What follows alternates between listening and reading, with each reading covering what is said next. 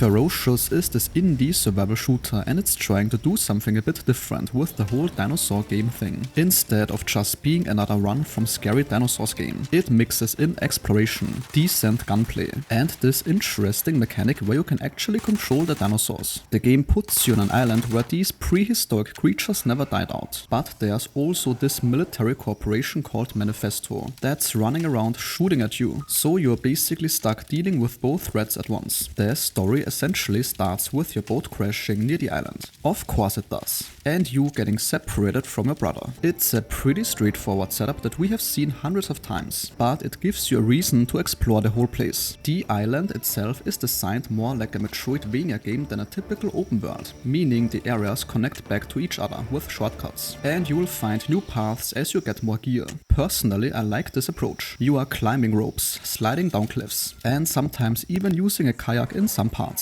The movement feels pretty fluid, though the constant ledge climbing does start to feel a bit repetitive after a while. You are doing a lot of the same climbing animations over and over, which can get old, but that's okay, because the main gimmick and biggest selling point here is this device called the DCD that lets you scan and control dinosaurs. Once you scan a species, you can command any of them you encounter. The small dinosaurs can squeeze through gates, fetch items, or solve environmental puzzles. The big ones though, you can actually ride into combat, or use them to smash through obstacles. It's a pretty cool system that actually changes how you approach situations. The issue I have right now is that riding the big dinosaurs doesn't have many unique interactions yet. You're mostly just sitting there while they walk around. It feels like it could be the game's signature feature if they flesh it out more. In my opinion, the combat is solid and better than expected. The guns feel punchy and responsive, especially the shotguns that ragdoll enemies pretty dramatically. Your weapons can get dirty during fights and even jam up on you. Your character is tough enough to take several hits before needing to heal, so the fights flow pretty well without constant interruptions. There's environmental stuff too, like explosive barrels and breakable walls that let you create new paths. Now, based on the early playthroughs,